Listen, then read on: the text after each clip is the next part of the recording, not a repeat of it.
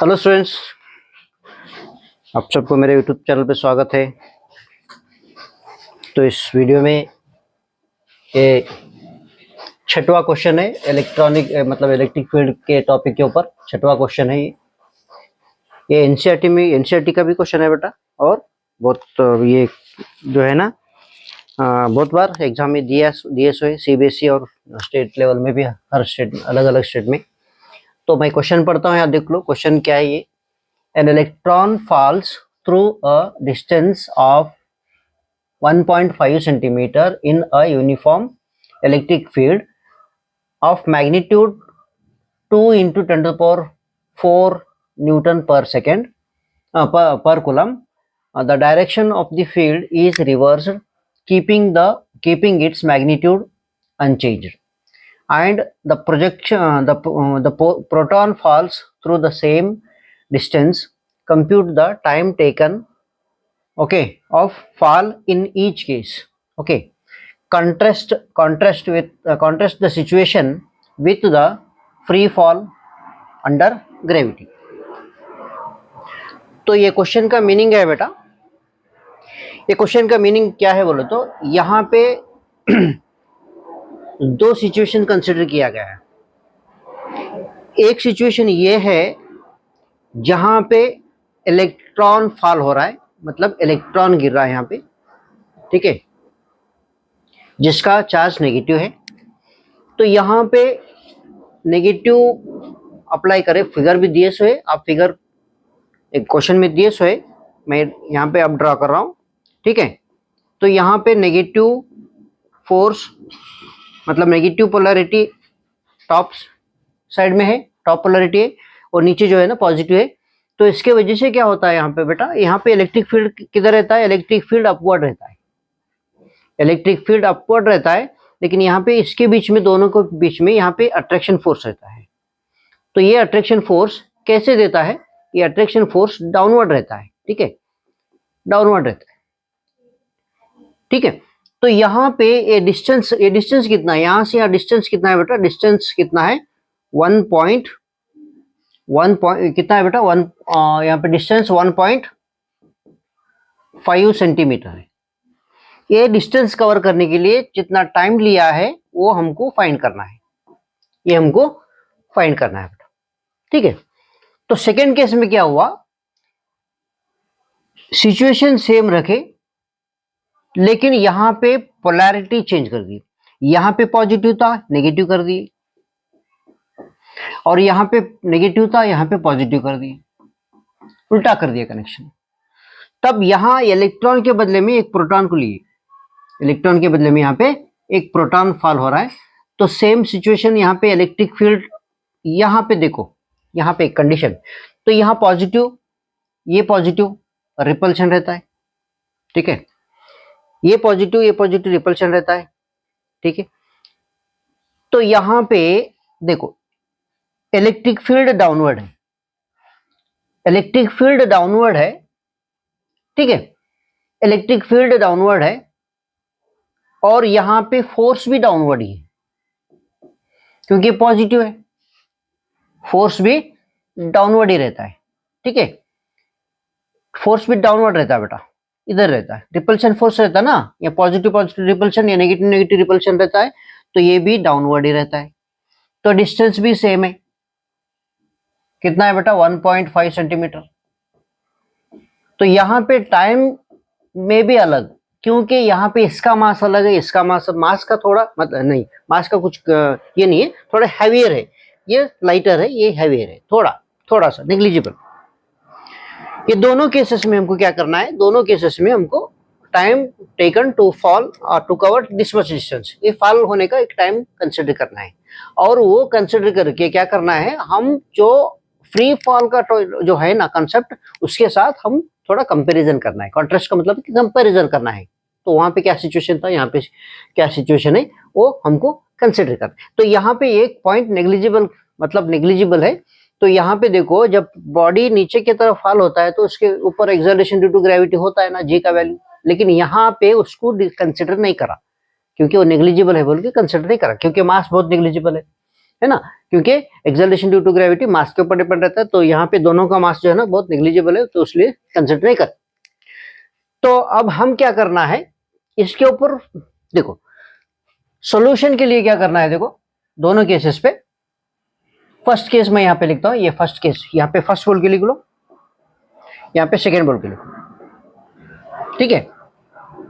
ये first case में क्या होता है देखो यहाँ पे इसका एक मास रहता है इलेक्ट्रॉन का, तो एक्सेलरेशन, तो यहाँ पे फोर्स, इसके ऊपर फोर्स कितना है वो हमको फाइंड करना है, ठीक है बेटा। तो यहाँ पे फोर्स इक्वल टू क्या होता है, force on electron equal to क्या होता है बेटा, एम इंटू ए। एम का मतलब क्या है, मास ऑफ इलेक्ट्रॉन है, एक्सेलरेशन ऑफ इलेक्ट्रॉन है, तो इसलिए यहाँ पे एक्सेलरेशन क्या होता है, F divided by F E divided by, तो ये एफ ई ले लो, F E divided by M, ठीक है, एफ ई डिवाइडेड बाय यहाँ पे एम बोल के ले लो, ठीक है बेटा।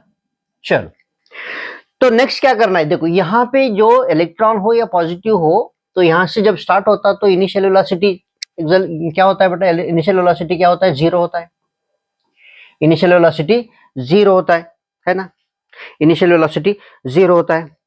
तो इसीलिए यहाँ पे क्या करना है, यहाँ पे जो इक्वेशन है S equal to U T plus half A T square, जो बेसिक इक्वेशंस 3 में से एक है। तो डिस्टेंस कितना है बेटा, 1.5 है, तो यहाँ पे मीटर में लिखना है, तो 10 टू द पावर माइनस क्या लिखना है, 10 to the power metre, centimetre है मीटर में, ठीक है, तो मीटर में लिखना है, तो यहाँ पे 2 ले लो, इक्वल टू ये 0 हो गया, प्लस हाफ, तो यहाँ ये की जगह में क्या लिखना है, F E divide by M बोल के लिख लो, एम ई, ओके। तो यहाँ पे टी स्क्वायर ऐसे लिख लो। तो हम अब क्या करना है, हमको क्या करना है, टी फाइंड करना है, T1 ले लो, T1, ठीक है, T1 ले लो, क्या हाँ T1 ही ले लो, ठीक है। तो यहाँ पे देखो, तो हम यहाँ पे क्या करना है, 1.5 into 10 to the power minus 2, 10 to the power minus 2 equal to यहाँ 2, यहाँ पे क्या था बेटा, ये 2 डिवाइड है, तो यहाँ पे इंटू हो जाएगा, इधर आने के बाद इंटू हो जाएगा, और यहाँ पे एम, ये एफ के बदले में क्या लिखना है, एफ के बदले में ई इंटू ई, इलेक्ट्रॉन का चार्ज और एम ई, ठीक है, ये टी स्क्वायर हो गया। तो हमको टी स्क्वायर इधर ले लो, तो ये सारे इधर आने के बाद क्या होगा, 1.5 into 10 to the power minus 2, okay, into 2, तो इंटू क्या हो गया, M E, M suffix E, ये नीचे आने के बाद डिवाइड हो जाएगा, ये हो गया।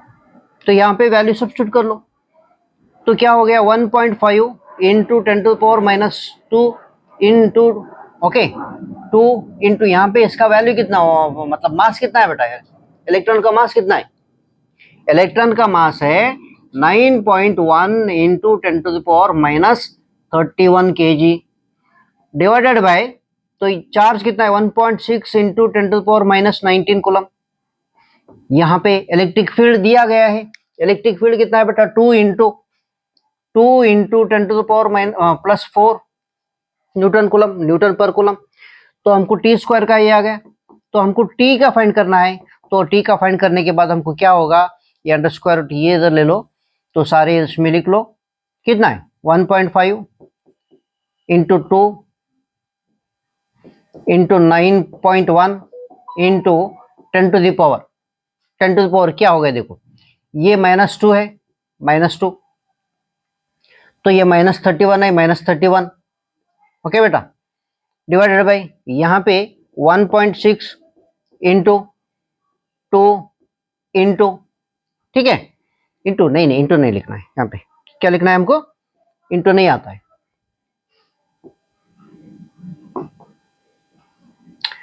चलो तो यहाँ पे क्या लिखना है, 2 और इंटू नहीं, अरे फिर गड़बड़ घट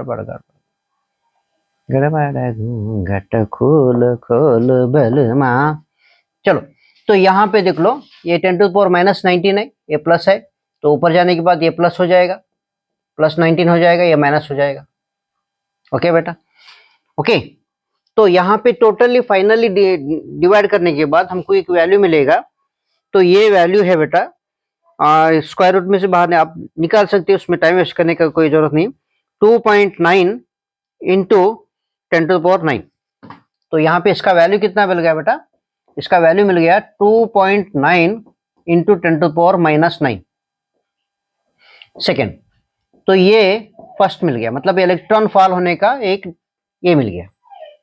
सिमिलरली सेम कॉन्सेप्ट आप प्रोटॉन को भी अप्लाई कर लो। तो वहां पे टाइम कितना मिलेगा, कितना आ गया वो टाइम ले लो, डायरेक्टली मैं करता हूं। देखो, तो यहाँ पे मिल गया, यहाँ पे 1.25 इंटू 10⁻⁻7 सेकेंड। तो ये प्रोटॉन का मिल गया, ठीक है, ये प्रोटॉन का मिल गया। देखो टाइम किससे ज्यादा लग रहा है, टाइम किससे ज्यादा लग रहा है? ओके बेटा, टाइम किससे ज्यादा लग रहा है? तो कंपैरिजन करो, यहाँ पे -9 है, यहाँ पे -7 है। तो इसका मतलब क्या है? प्रोटॉन को ज्यादा टाइम लग रहा है, प्रोटॉन का ज्यादा टाइम ले रहा है फॉल होने के लिए सेम सिचुएशन में, इलेक्ट्रॉन को कम लग रहा है। क्यों लग रहा है? यहाँ पे अगर जहां पे हम फ्री फॉल को हम कंपैरिजन करेंगे, तो यहाँ फ्री फॉल में क्या है, दोनों जो फ्री फॉल में जो है ना, जो बॉडी फॉलिंग टाइम है वो मास के इंडिपेंडेंट है, मास के इंडिपेंडेंट है। लेकिन यहाँ पे जो है ना, मास हम क्या करें, ये नेग्लिजिबल होने की वजह से हम एक्सेलरेशन टू ग्रेविटी जो है ना, हम नेग्लिजिबल है बोल के उसको छोड़ दिए। तो इसलिए यहाँ पे क्या लिखा, क्या मिला हमको? ये T2 जो है ना, T2 T1 से भी बढ़ के है ना, T1 से भी बढ़ के है। तो इतना आप कॉन्सेप्ट लिख सकते, कुछ भी स्टेटमेंट भी लिख सकते, ठीक है। ओके बेटा, थैंक यू।